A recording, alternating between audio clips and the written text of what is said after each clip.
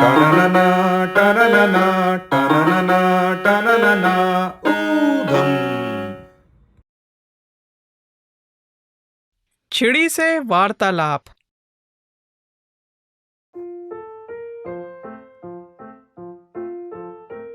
चिड़ी चिड़ी तुम कहाँ चली?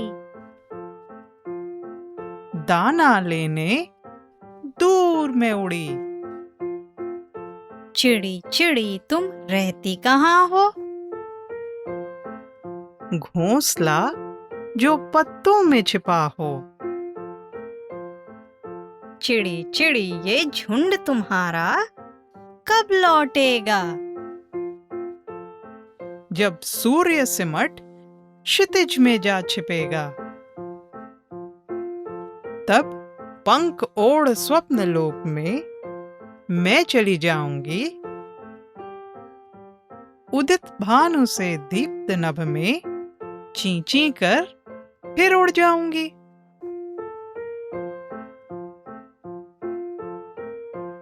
क्या आपने लाइक, शेयर और सब्सक्राइब किया? कृपया करें। आपके सहयोग के लिए धन्यवाद।